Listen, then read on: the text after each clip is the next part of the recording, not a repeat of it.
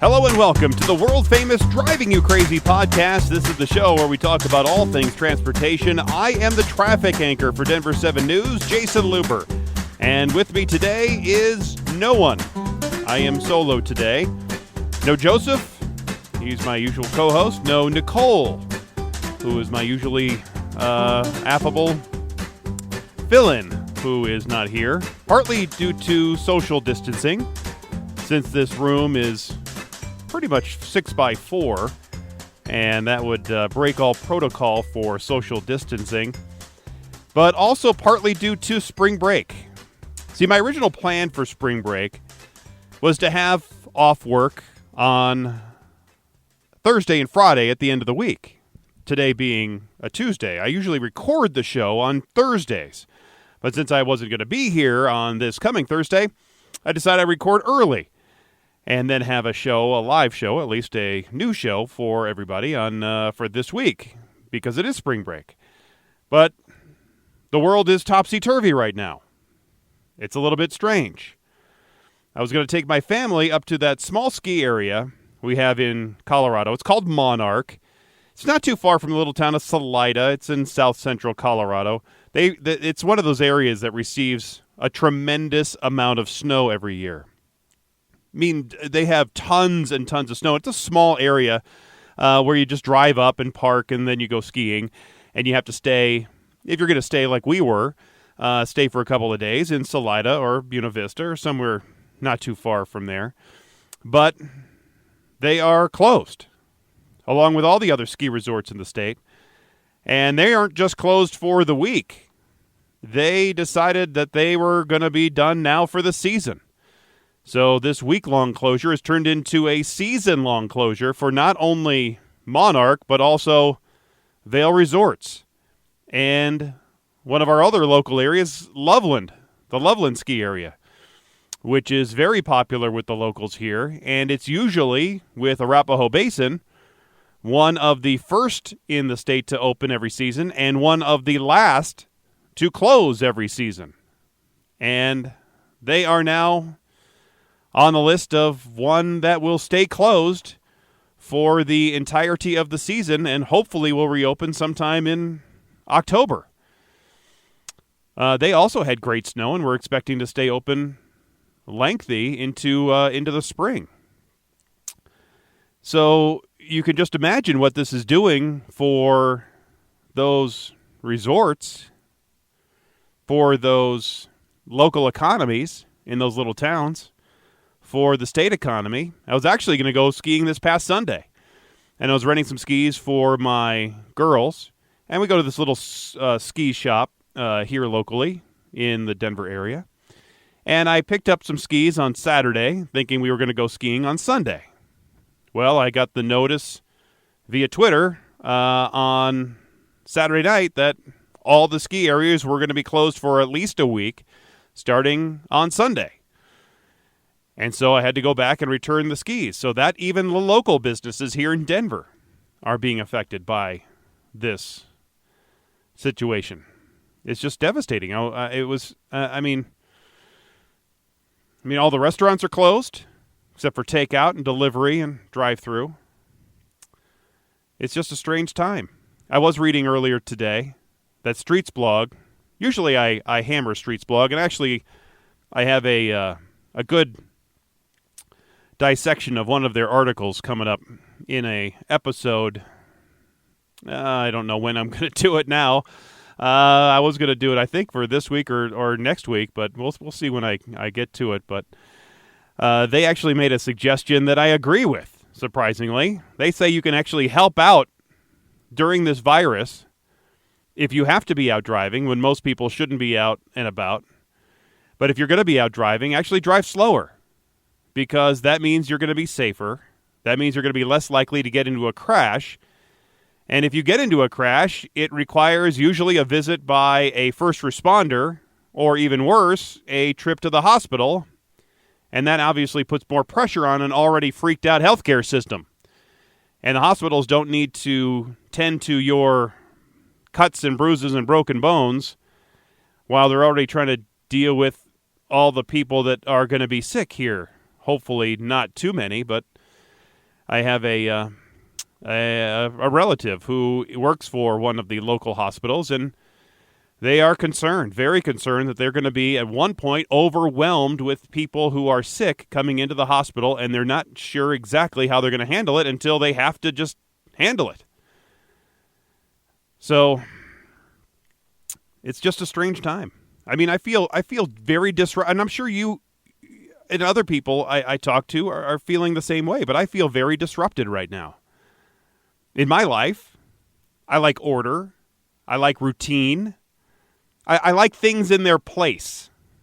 I typically don't do well, especially long term, when I'm forced out of my comfort zone. And right now, I am way out of my comfort zone. There is so much news coming at us so fast. All of it's bad. I have a Twitter feed. I have my tweet deck that's set up on one of my computers as I'm doing my traffic thing.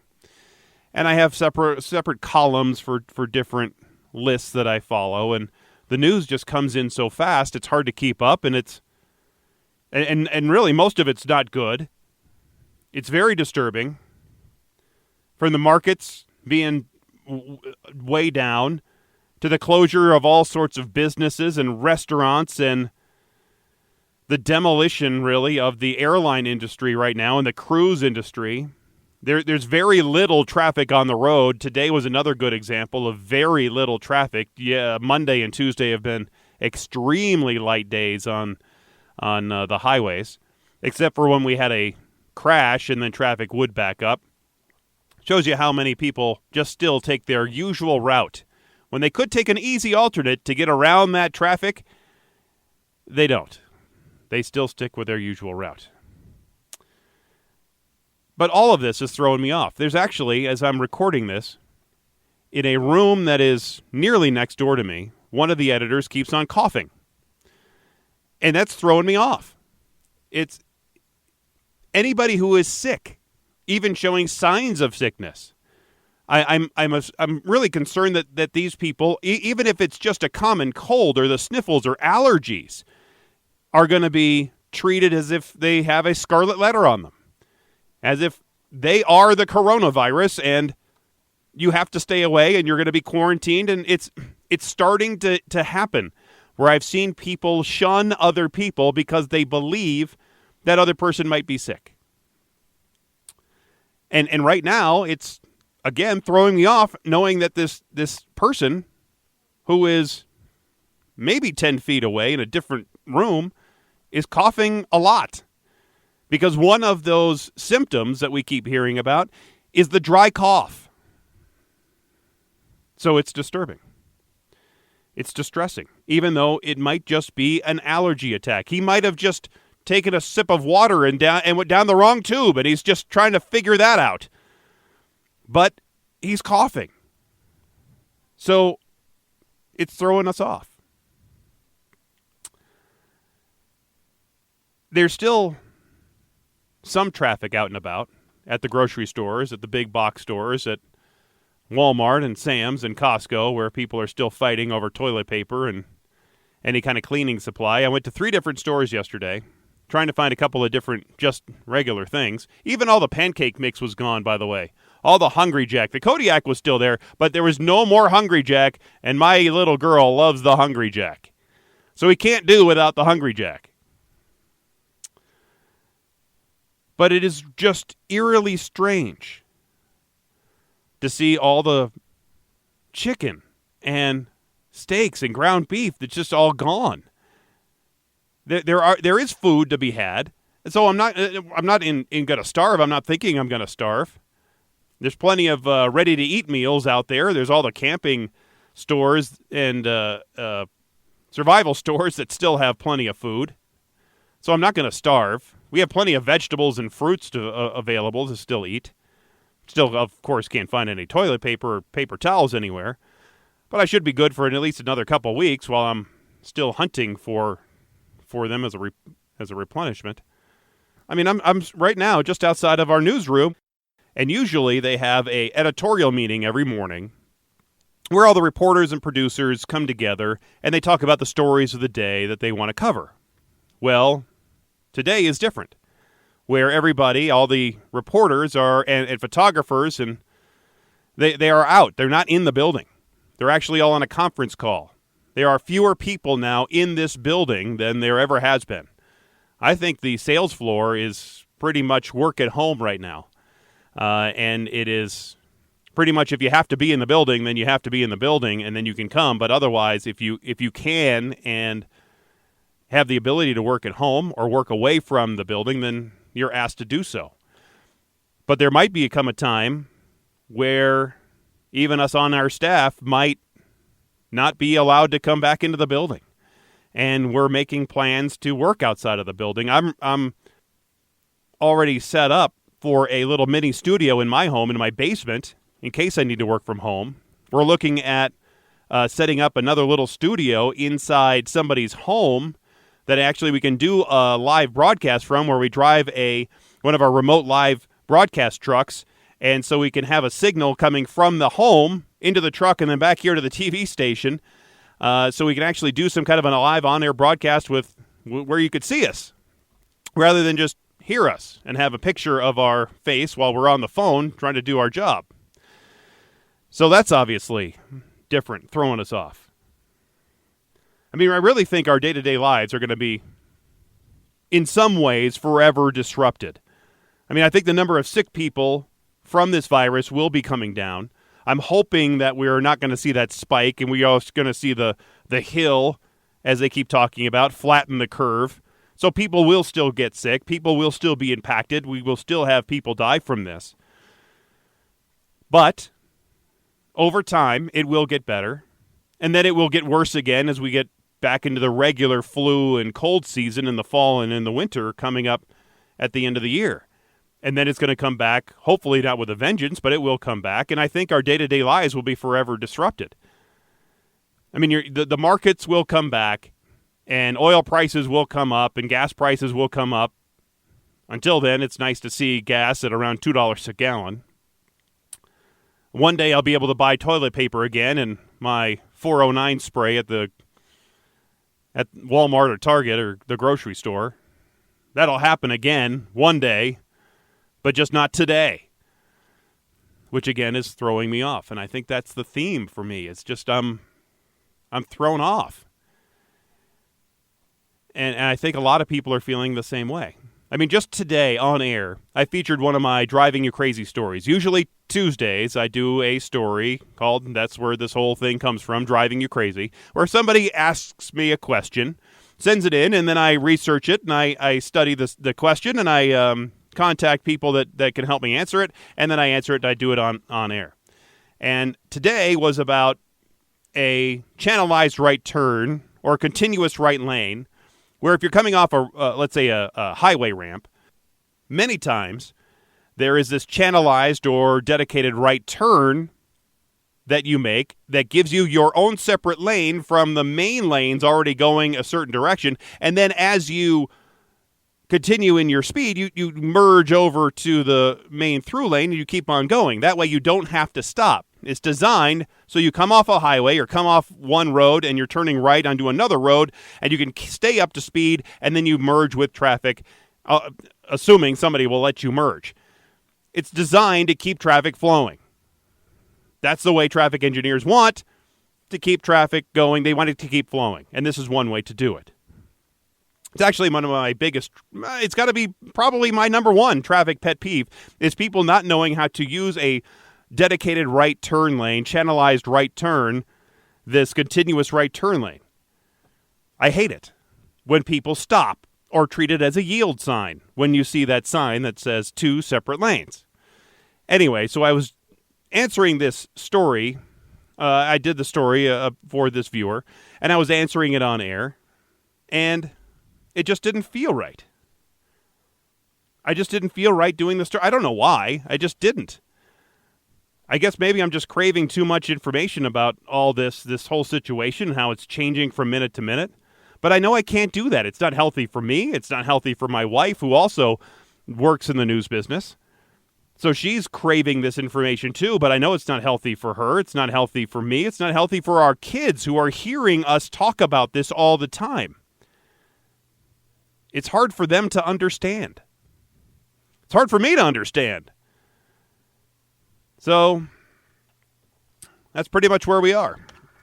And so I'm still here, still doing my thing, and I'm hoping to keep doing my thing for years to come.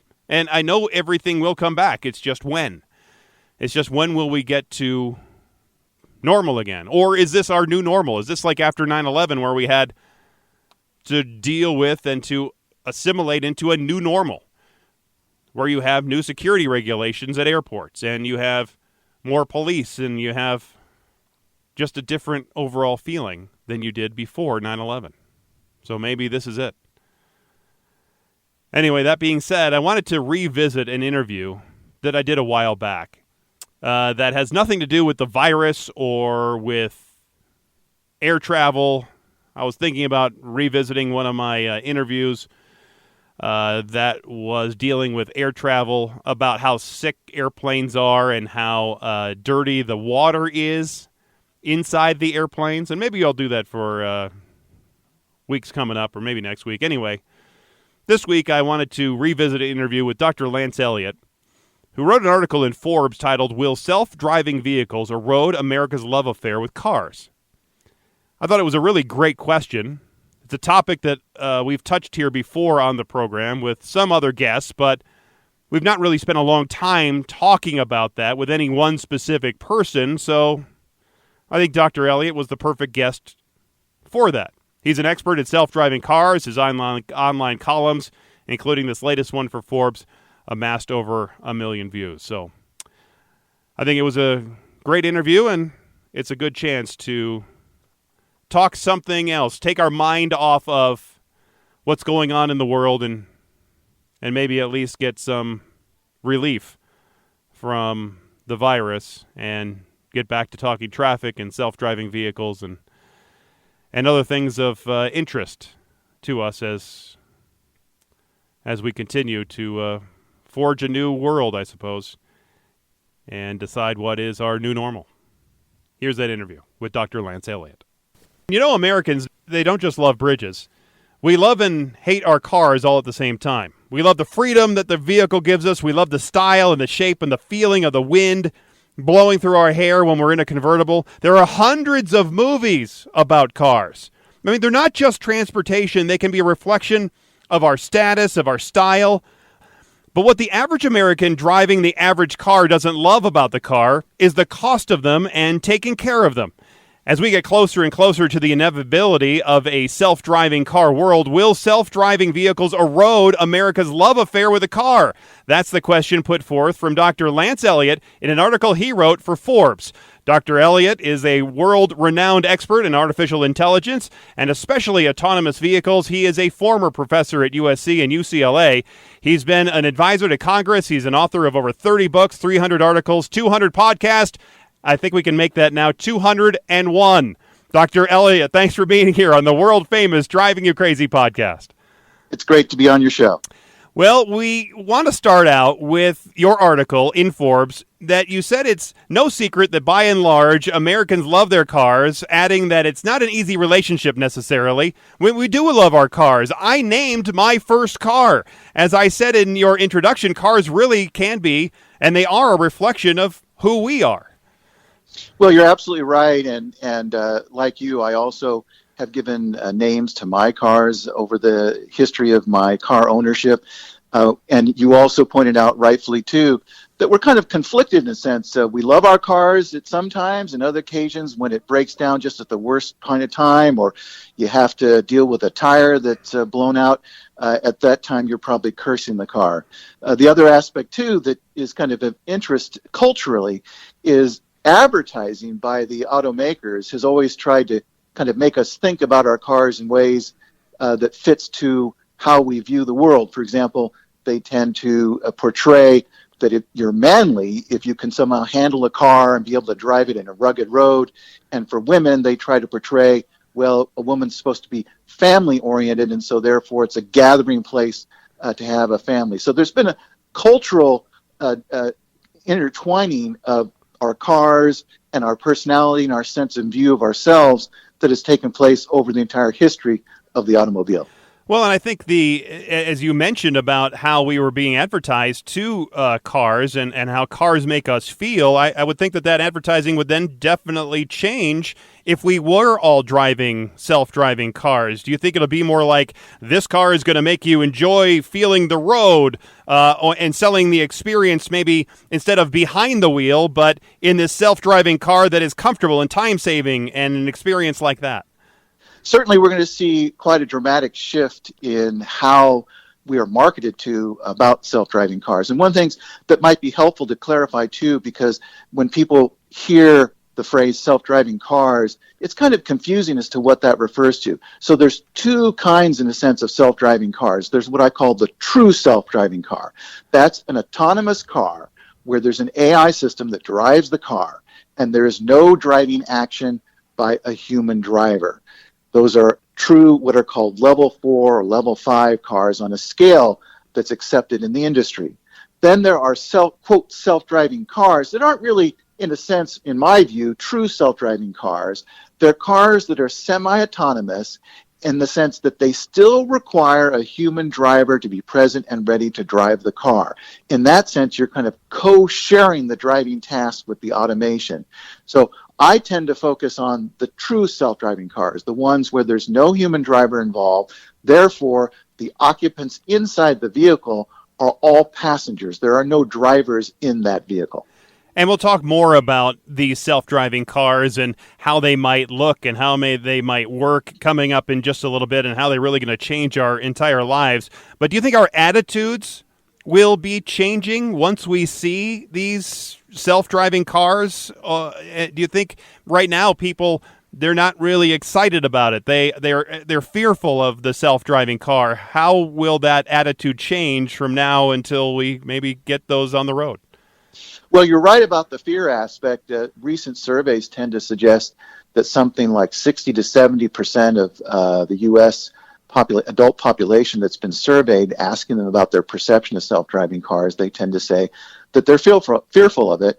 And whereas some of those in the industry, self-driving car industry, then kind of look askance at those, the general public, and like they're not in the know, I actually agree with them. In fact, I would even kind of question that other 20% or 30%. What do they know that somehow the rest of us don't know? And the reason I say that is right now, true self-driving cars, so that's back to the point that I'd made before, ones where the AI itself drives the car and there's no human driver interaction with the driving task, those are still by far not close to being ready for the road. And that's part of the reason why when you hear about these trials that are taking place across the U.S. in terms of making use of self-driving cars on our public roadways, by and large, most of the states require that a human backup or safety driver be in the car and ready to drive the car, even though in theory, these are supposed to be self-driving cars where there's no need to have a driver. But because that technology is not there yet, it adds some amount of safety to have that backup or safety driver in the car to be able to take over. And what can happen is what they call a disengagement. That's when the safety or backup driver has to intervene because they believe that the AI system is not going to make the right choice. And you can even look at the audit trails some of the states require, like California, that those be published to indicate how many disengagements there were by the car, by the operator of the car, and the numbers are still quite high. So the point being that, in a sense, people are right to be somewhat fearful of this because this is a nascent technology that is not yet really ready for public roadways, and some are concerned that right now we all are kind of involuntarily guinea pigs in a grand experiment trying to see if we can actually make true self-driving cars. We're speaking with Dr. Lance Eliot, autonomous driving expert, artificial intelligence expert, author, contributor to Forbes, all about self-driving cars and autonomous technology. You said that you have the true self-driving cars and then you have the other category. That's the category where like the Teslas right now with the autopilot, things like that would sort of fall into that bucket, correct?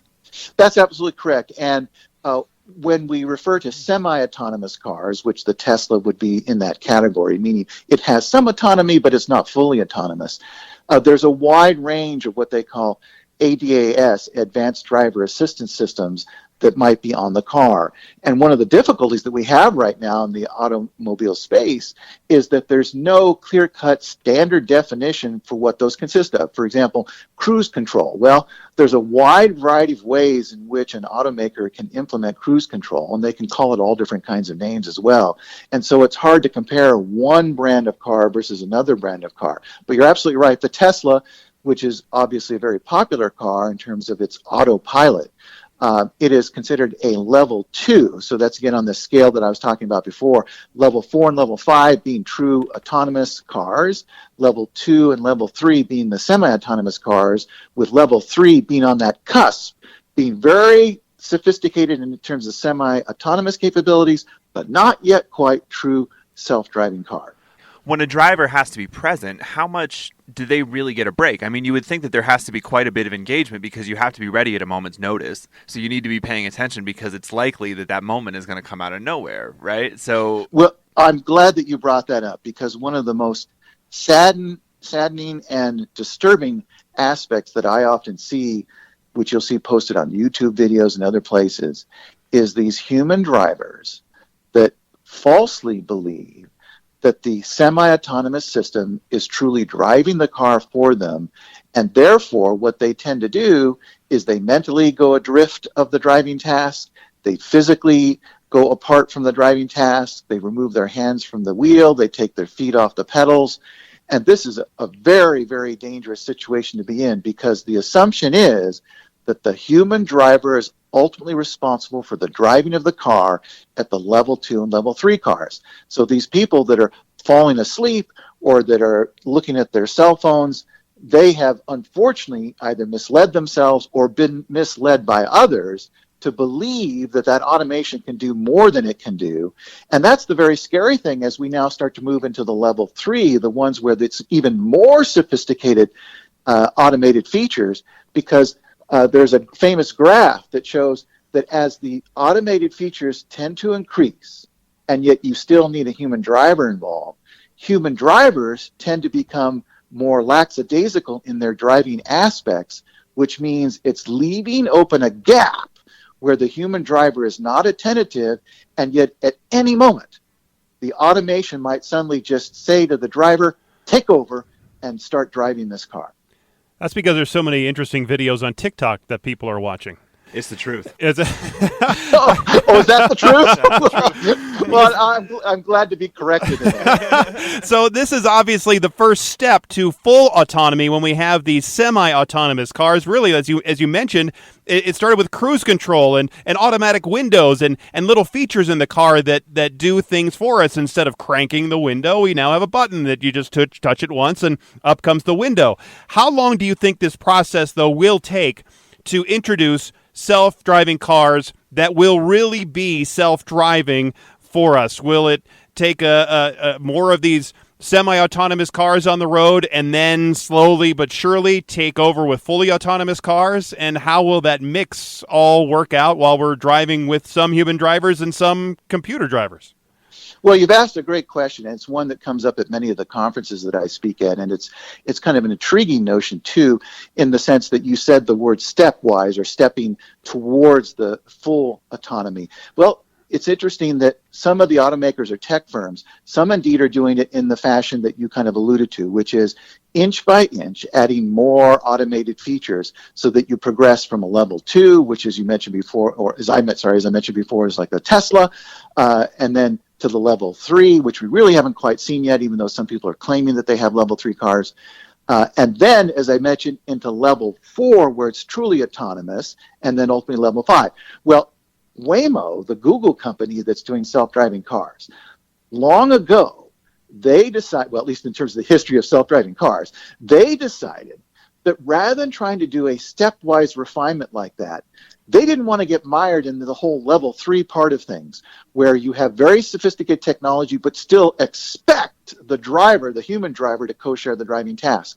So they decided to leap over that, and they have focused entirely and only on true self-driving cars. In the meantime, most of everyone else, because they're automakers, have decided, well, we're going to have to just continue to incrementally move towards that direction. So it's kind of a race of sorts to see which way is the better way. Is it better to go incrementally step by step and adding more features, or is it better to leap over that and try to go entirely for a true self-driving car? Now, back to the question that you asked about when will we potentially have this. Let's also clarify, and I don't want to get too wonky about it, but the level 4 versus the level 5, I said both of those are true self-driving cars, but in reality, the truest of them all is the level 5. That's where an AI system drives your car in whatever way a human could drive a car. The level 4 is kind of a compromise from that. What it allows the automakers to do is define what are called ODDs, operational design domains, which means circumstances under which the AI autonomy will actually work.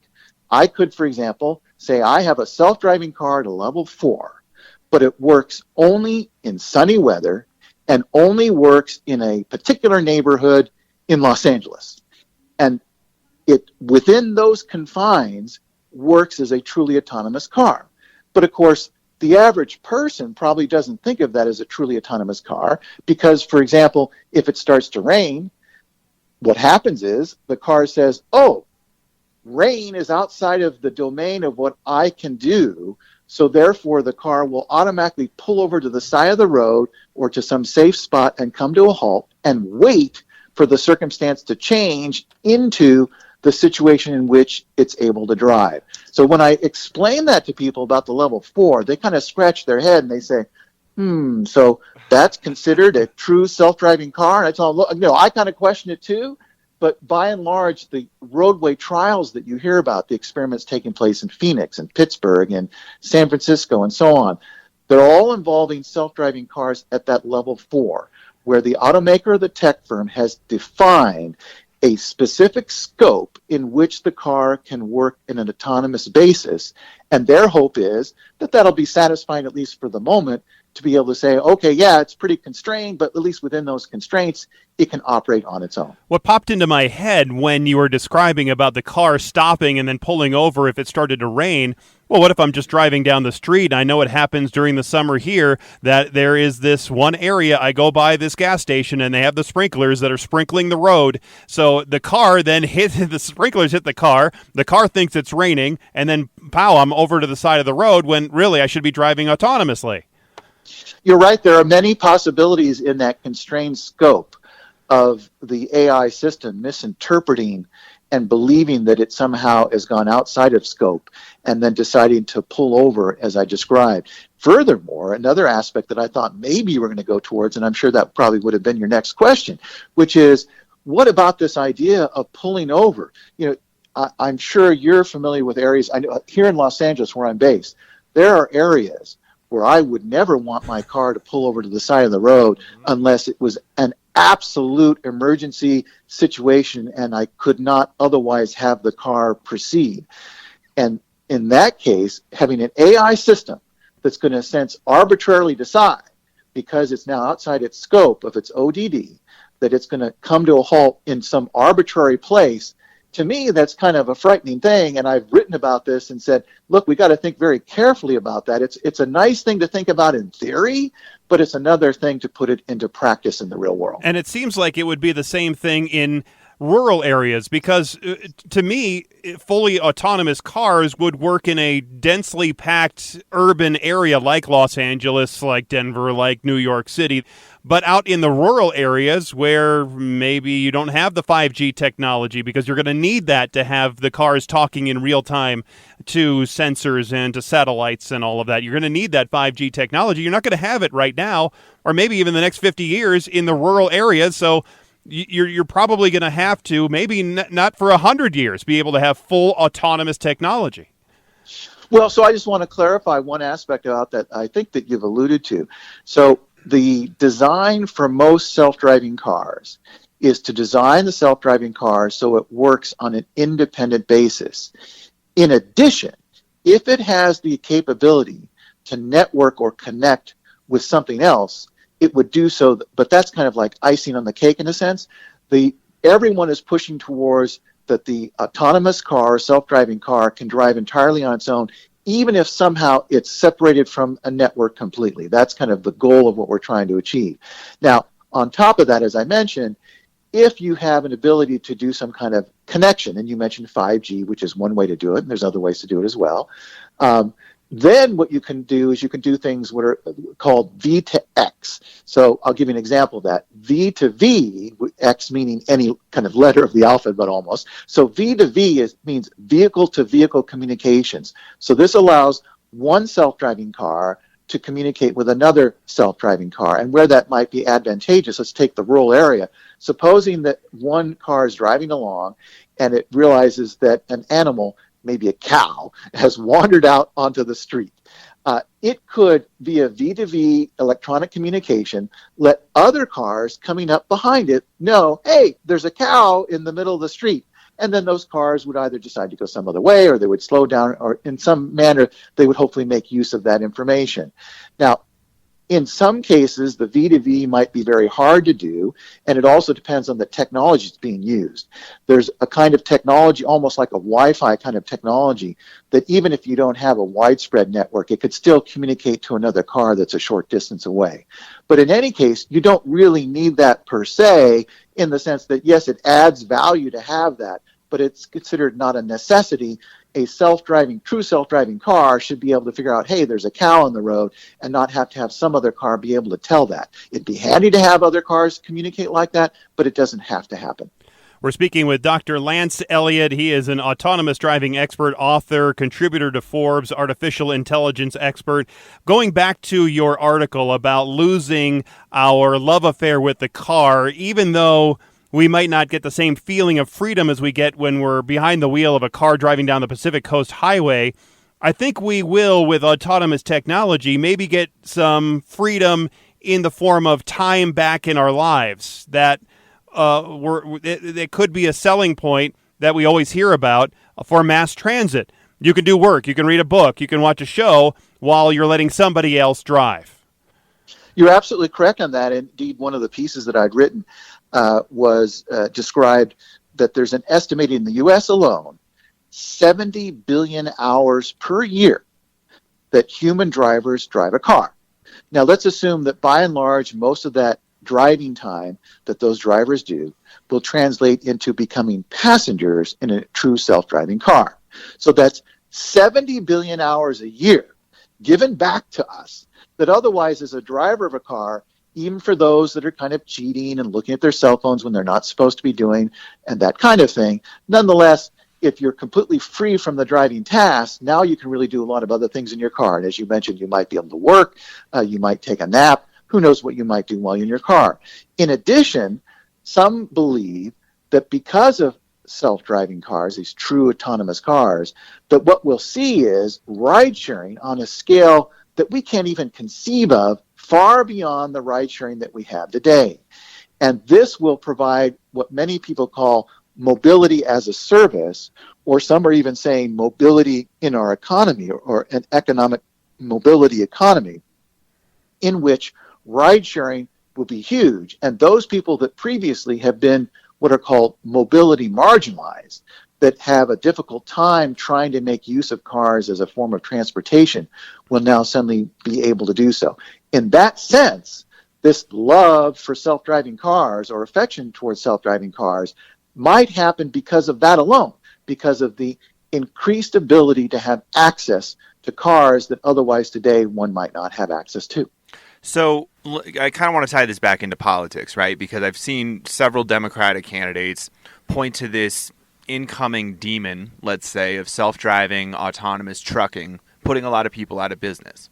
And that we may need to give everybody money because we're going to put them all out of business because the robots are going to take their jobs. While I think this is a noble goal, I do want to get your opinion. How soon is that really going to be necessary? I mean, it sounds like just from the conversation we've been having for the last 20 minutes, we're several decades away from seeing any truck drivers lose their jobs to an autonomous vehicle.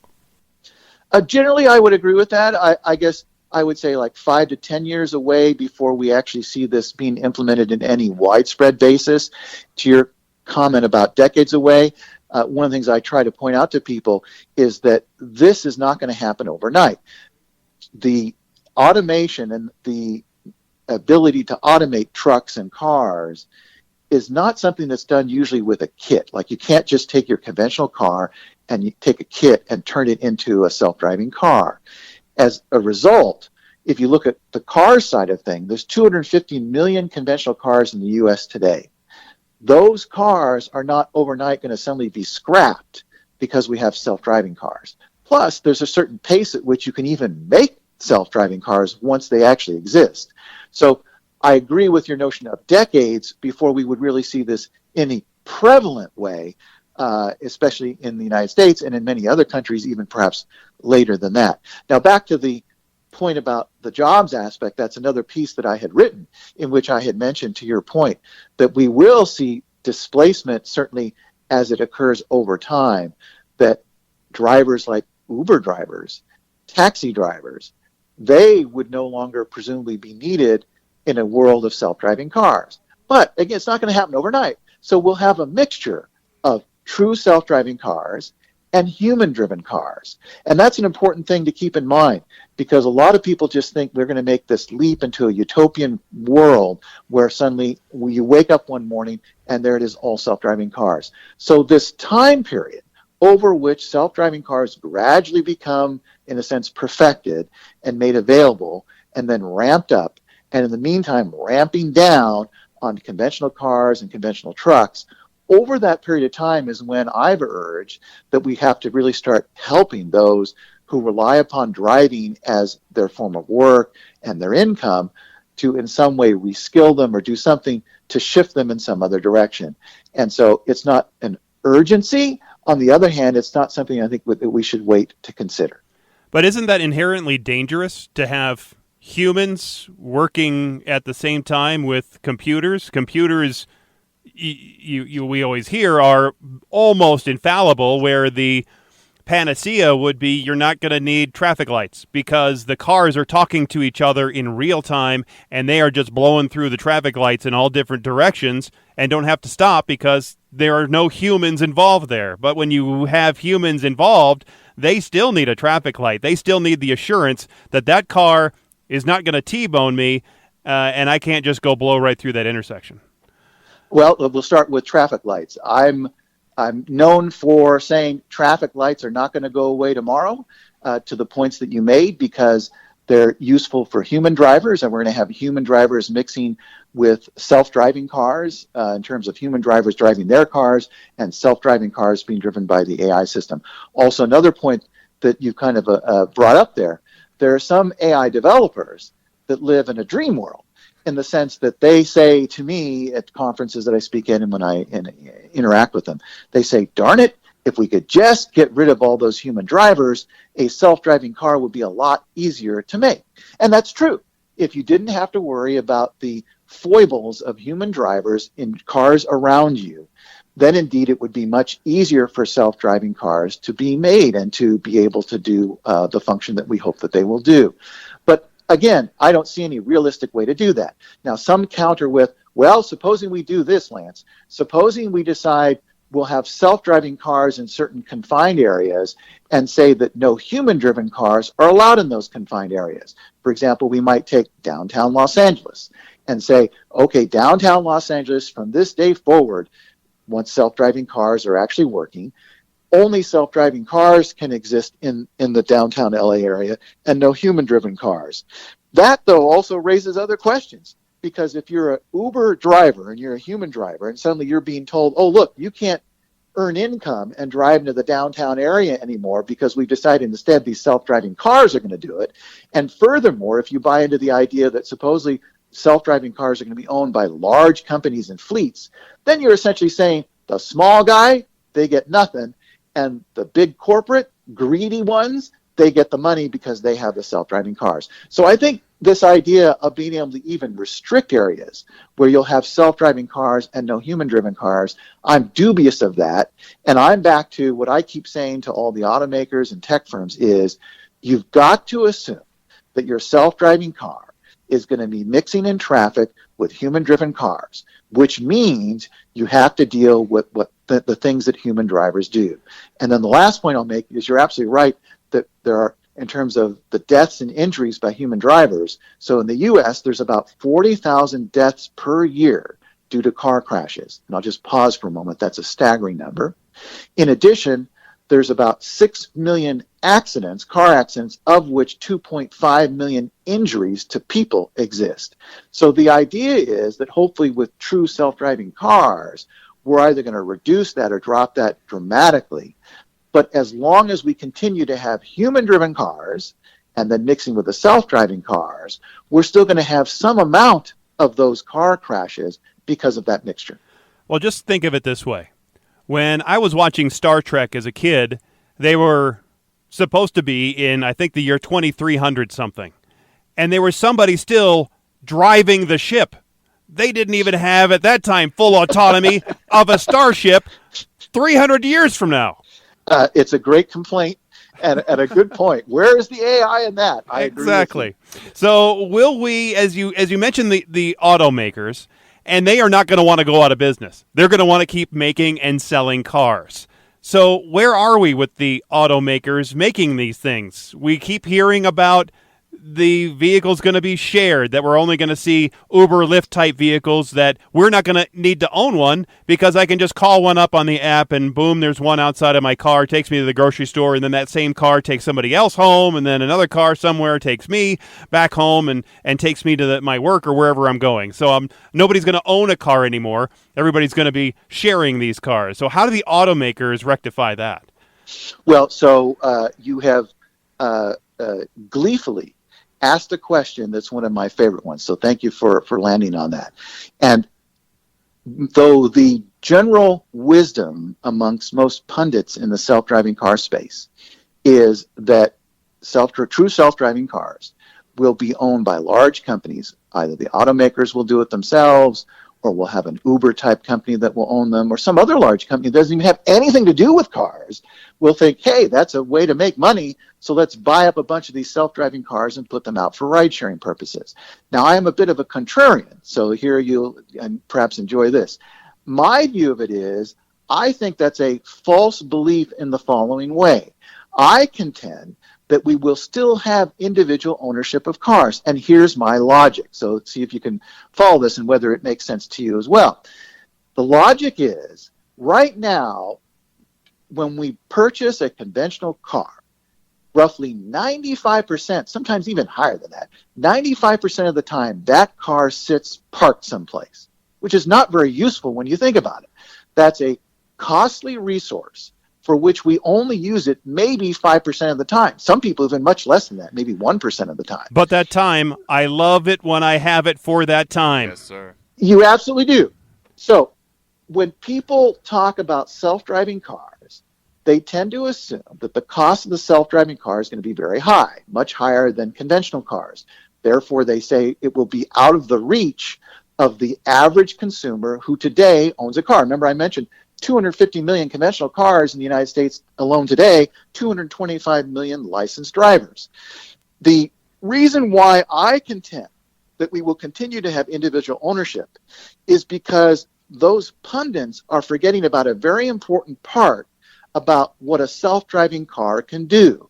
It can drive on its own, which means when I go to work in the morning, if I had my trusty self-driving car that I love and I've given a name to it, when I get to work, what I can do is I can put it onto some network, whether it's a Facebook network or Uber network, whichever network, and say, my car is now available for ride-sharing purposes. So while I'm sitting there at work, voila, my car is making money for me. I eventually have it come and pick me up and take me home. Once I get home, I decide, oh, you know what, I'm going to stay in the rest of the night, have dinner, and go to sleep. So once again, I put my car out available for ride-sharing purposes. This means I'm making money off the car. If you're making money off your car, then the cost to buy the car now becomes a cost-benefit ROI, return on investment kind of question. versus normally for most consumers today, when you buy a conventional car, you're not making that kind of a choice per se. You're just buying the car, paying the cost, and just kind of thinking, oh, I need a car in order to do things I need to do in life, versus this car is going to make money for me. So what I contend is there'll be a huge cottage industry of people deciding it makes sense to buy a car, even if it's very expensive, and they'll be able to get a loan for it because the loan is not just towards the car itself as an asset, but also the income that that car can make. And thus, we will have, why should I as an individual allow the big automakers and everyone else to make money off of these cars if I could make money off of those cars? So I believe that nobody knows yet how it's going to turn out, but I'm a bit of a contrarian saying I believe there will be individual car ownership of these self-driving cars, and it will not be exclusive to large companies that own fleets. But more miles on my car when I'm not driving it means more maintenance and more fuel costs. Yes, I'm making that money, but also those cars have to be maintained. And right now, at least with the way we have shops that will fix your car, they are at capacity with me driving my car 1,000 miles a month. But if my car is then driving 5,000 miles a month, I have to take it in more often. That means there'll have to be more shops that will do more auto repair to handle the cars that are going to be coming in more often. Because right now, my car is sitting in my garage, and so is my neighbor's, and so is my neighbor's, and so is my neighbor's. The time frame of everybody getting their cars serviced is spread out. But if you're using them more often, that time frame gets squished, and you're going to have more maintenance more often. And then you have to deal with the insurance costs. Is insurance going to be even necessary except for hail damage if the car is being driven by a computer and not a human? Well, you've got a lot in there. Let me tackle the first part, which is about the repair and maintenance. My brain goes a lot of different ways there, Lance. I could see that. And in fact, one thing you might find of some idle interest is when I fly on airplanes, because I travel quite a bit, or other places that I might be, when someone discovers that I'm an expert on self-driving cars, it becomes just this unbelievable lengthy conversation because people are quite curious about them, of course, and curious about what the future will consist of. And so once they start to tap into it and realize that I'm somewhat versed in the topic, I've even had some that have followed me out of the plane and tried to walk with me as I'm going to get my bag, continuing to bombard me with question after question after question. Sometimes I'm tempted to say, I've written quite a number of books and written a lot of articles. You might want to consider looking at that. But anyway, so back to on the repair topic, I spoke at a conference that it consisted of those in the repair and maintenance side of the automobile industry. And I got a resounding round of applause from them. And part of the reason for that is, whereas many other pundits in this space have been saying, oh, somehow, magically, these self-driving cars are never going to break down. They're going to be maintenance-free. It's just unbelievable that they spout this kind of stuff. And as a result, they've been suggesting if you're in the repair or maintenance side of the automobile industry, get out. Get out now before doomsday arrives. I'm on the complete other side of that, and that's why I got the applause I did, which I contend, to your point, that repair and maintenance is going to increase in importance. And to your point, too, and kind of another small point in there that I just want to highlight. So right now, if your conventional car has a breakdown or a fault or a failure of some kind, you probably begrudgingly take it in, right? Because it's money out of your pocket, and it's a bear to have to deal with. In the future with self-driving cars, as part of this ROI, return on investment equation that I've kind of described before, one of the things you'll have to obviously include in that is the cost for repair and maintenance. So part of the income that you're deriving related to the car, you also have to be willing to set aside some amount of that towards the repair and maintenance. So whereas before it was kind of just directly out of your pocket, now it comes out of the income and therefore affects the profit that you make off the car. Another factor to this is the fact that the car can drive itself. So part of what I have portrayed as a future is that in theory, most of the time, the AI self-driving car will be able to go to the repair or maintenance shop on its own. Nowadays, it's a pain, right? You have to take time out from work or take time out from taking your kids to the park in order to take your car over to that repair place. And that's quite an annoyance. In the future, by and large, and I say by and large because obviously there are some circumstances where an AI self-driving car might just break down in the middle of the road, and therefore you can't just have it driven over to someplace and have to be towed there. But let's assume that that's a smaller percentage of the time, that most of the time that you can anticipate the potential for something going awry in the car or just having regular maintenance on the car, so the self-driving car will be able to route itself to a repair and maintenance shop where they will then do that maintenance on it. And so in that sense, I believe that it will actually be good times to repair and maintenance because you've now got a increasingly large base of cars, all of which are making money. And to try to assure that you continue to make money, you're going to be motivated to make sure that that self-driving car continues to be available viably as a ride-sharing vehicle. We're speaking with Dr. Lance Eliot. He's an artificial intelligence, autonomous driving expert, author, contributor to Forbes about autonomous technology. So I imagine all of these cars are going to be equipped with an audio assistant like an Alexa or a Siri that will probably get smarter and smarter. Hopefully like Kit from Knight Rider and not like Hal from 2001 Space Odyssey. But will it also have to make decisions on who to save, like in the movie I, Robot? So I'm driving my self-driving car, and I'm in, let's say, in the Midwest where it can be icy, and I'm coming up over this hill, and here comes a school bus full of kids. Well, the school bus, no fault of its own or the AI technology, it hits a patch of ice, so it starts skidding, and the two computers know that somebody's going to die in this crash. Is my car going to save me and the bus going to save the kids? And how is all that going to play out? Who's it going to save if we're in that no-win situation? So there's a lot there to unpack. So let's take a few of the aspects of what you just described. So one is in terms of the natural language processing, abbreviated as NLP. Just as we're familiar today with Alexa or Siri, the notion is that self-driving cars will have that kind of interactive ability to interact with the passengers in the car. Now, believe it or you instantly and realized and suggested there that the interaction is going to be one of a fairly sophisticated nature. Believe it or not, so this part may even cause you to fall off your chair, there are some AI developers and tech developers in the self-driving car space that have been saying, the only interaction that's necessary with a passenger in a self-driving car is to ask them the destination of where they want to go. And it floors me, and I don't know if that floors you, but it floors me when I hear them say things like that, because I say, well, that's just crazy on the face of it. When I get into my car and I start to drive my car, yes, I may know, I'm headed to downtown LA because I'm working in downtown LA. But perhaps part of the way in that transit or journey, I get hungry and I see a sign that says, fast food restaurant.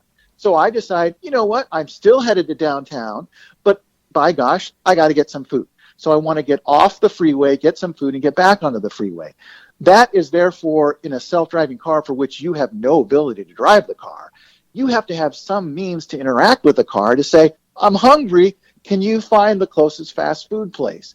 And yet, as I say, there are some AI developers and tech firms that are setting that to the side and saying, that's not really a necessity for self-driving cars. They even call it something that's kind of a phrase known within the industry. They call it an edge problem. An edge problem is something that when you're developing a system of some kind, you have the core part of it, and then you put other things aside for the moment and say, they're at the edge of what I consider the core problem that I'm trying to solve. So many of the tech firms and automakers, what they have considered as the core right now is just being able to get a self-driving car that can drive and safely do so, let alone having it interact with the passengers. They have positioned the interaction with the passengers as what's called an edge problem, which I kind of suggest, I understand that there's only so much you can chew at one time. But on the other hand, I don't really see how valuable or useful a self-driving car is going to be if it can't interact with the passengers in the car. So that's the first part. Second part too, and there's other parts too, but the second part I think that you were alluding to, or that you brought up, was the ethics question, which is a really big question that, again, is right now shoved aside as an edge case or corner case kind of problem. And that is, to your point about how will the AI system make the kinds of life or death decisions that you and I as human drivers have to make all the time. Not rarely make, but we tend to make them all the time. That is called in the industry the trolley problem. The trolley problem refers back to the 1920s or so, when a philosopher came up with this idea. He said, supposing that you have a trolley going down a track, and you're there at a switch, and you can pull the switch to have it go to the left on one track or go to the right on a separate track. On one of the tracks, let's say there's 5 people tied to the railroad tracks. On the other one, there's 1 person tied to the railroad tracks. Which way would you guide the trolley to go? Towards the 5 or towards the 1 person? Now, this is just a thought experiment, but it's a valuable one because it makes you begin to think about how do you decide very tough ethical questions. One obvious answer to that is, well, obviously I would save the 5 rather than the 1 because 5 people is somehow more valuable than 1 person. But that's not necessarily the case. Supposing I tell you something about those 5 people, they're all convicted murderers, and the 1 person is Einstein. Now, does that change the way in which you would direct the trolley to go? So the trolley problem is an open issue in the self-driving car industry, and one that very few are actually confronting as yet. So we may end up with technology that can technically drive a car, but what will it do in those tough ethical situations is still as yet to be determined. I think in that situation, I would try to make the switch go halfway and then derail the car, and that would take out the most people. Exactly, take out the most amount of people I could. I was also reading a fascinating article that you wrote that you say railroad crossings, speaking of trains and trolleys, that railroad crossings will wreak havoc with these self-driving cars. Why? Well, first, thanks for bringing that up, because this is National Railway Safety Week, and I thank you for bringing up the topic. I wrote that piece last week, and I hope that it would this week spark people to be thinking carefully about railroad crossings. A few things about railroad crossings before we get into the self-driving car part of it. So there are, in the United States, about 130,000 railroad crossings. That's a lot of railroad crossings.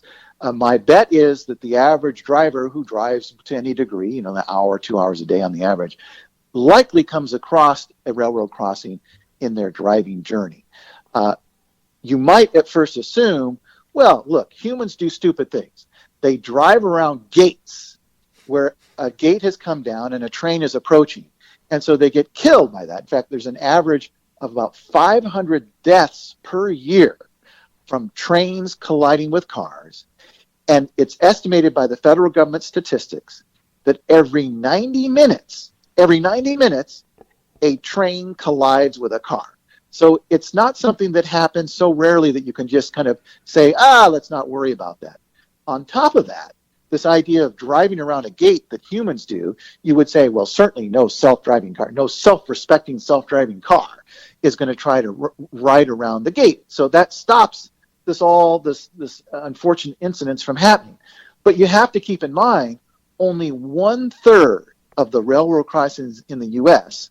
actually have a gate arm. 2/3 do not.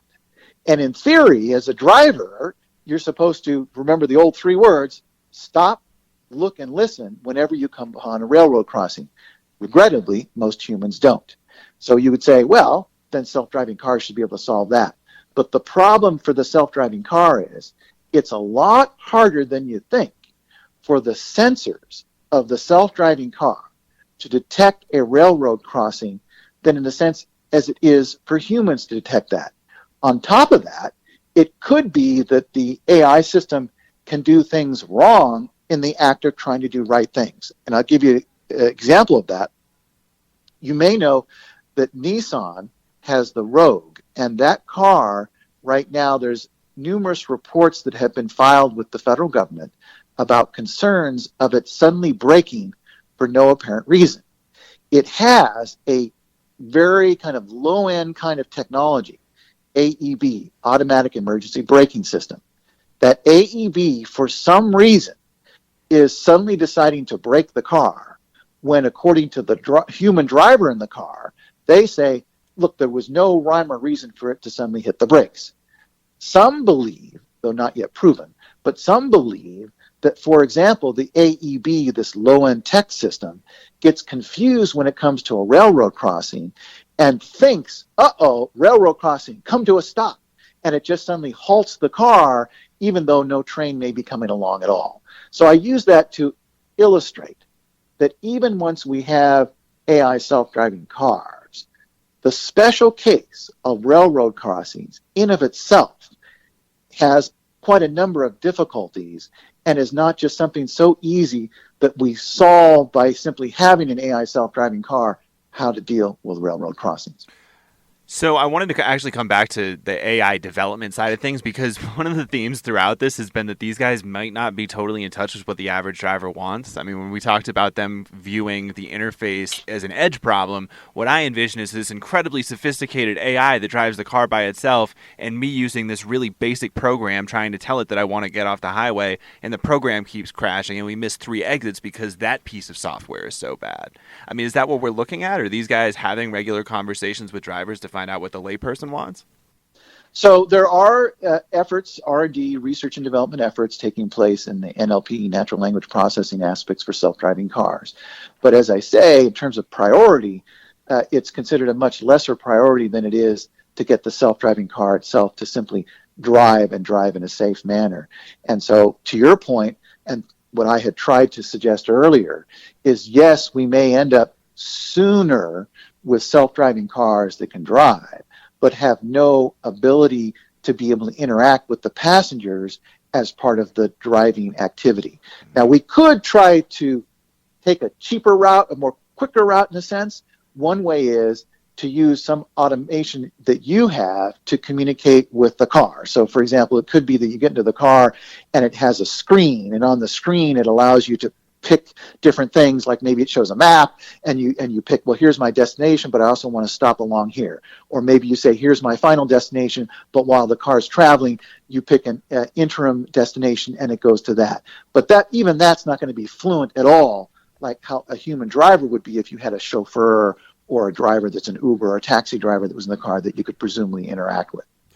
Finally, I know we could talk to you for another hour, and so thank you much for graciously spending all this time with us, way longer than we had planned, but the conversation has been so fantastic. Will these self-driving cars of the future still look like a car? It almost seems like it would be pointless to have a self-driving Lamborghini. There are numerous designs of what these future cars might look like. Let's talk about both the external look and the internal or interior part of the car. So for the interior part of the car, most are anticipating that because you no longer need to have a driver's seat, and when you think about it for a moment, think about a conventional car, the driver's seat has to be where it is, right? There's really no question about that. There's a steering wheel there, there's the pedals there, you have to be at the front of the car to be able to visibly see ahead and so on. So imagine a self-driving car where you don't need that driver's seat. And that driver's seat, which is in a fixed position, disappears. Okay, now you've opened up the space within inside the car, and you can do with what you want with that open space. What most are envisioning is that we will have seats in the car that would be of a swivel nature, so that way you could swivel them to look forward, to look back, to swivel to face each other. And that idea of facing each other might be a way that if you're going to be working inside your self-driving car while it's underway, that you could face each other, maybe even have like a little table there, and you'd be working jointly with others as you do so. Some also believe that we'll be sleeping in our self-driving cars. You know, it might be that today you live 30 minutes away from where you work, but you'd much prefer to live 2 hours away where you could buy a much more spacious home or live out in the country. But today, the commute is just too much of a bear for you. So in the future, where the self-driving car is going to do the driving for you, you might want to sleep over that 2 hours that you're headed into work and not even realize that it took 2 hours to get into work. So another layout of the interior of the car would be that it would have beds in it or something that folds into beds. So that's the interior of the car. Now, the exterior of the car and the overall shape of the car, some believe that we're going to end up with bubbles and that all self-driving cars are going to look the same. It's just this bubble, and inside of it is this space, this kind of designed space to allow you to sleep or to interact. Personally, I'm not so convinced of that. Yes, that might happen like eons from now that we'll get there, but I believe that in the interim period where gradually self-driving cars are becoming prevalent and so on, I think that people are still going to want a certain look and feel that will be attractive to them for the self-driving car that they have. And even on a ride-sharing basis, today, certainly you don't really care what car you're getting into, but that isn't completely true, because obviously if you know you have multiple people and you got bags and so on, you want a larger size car versus a smaller size car. Then the other aspect that I've written about, that I posted this week and a couple of weeks ago as well, is the whole question about sports cars. Will we still have sports cars in an era of true self-driving cars? Does it make sense to sit in a sports car where you aren't driving the car? Because most people that have sports cars, what they tend to suggest that they really enjoy about the sports car is their ability to drive it in a sporty fashion. Even though the reality is, of course, most days when you're on the freeway, you can't go 120, 150 miles an hour, so you really can't truly leverage what the sports car can do. So will we have AI self-driving cars that are sports cars?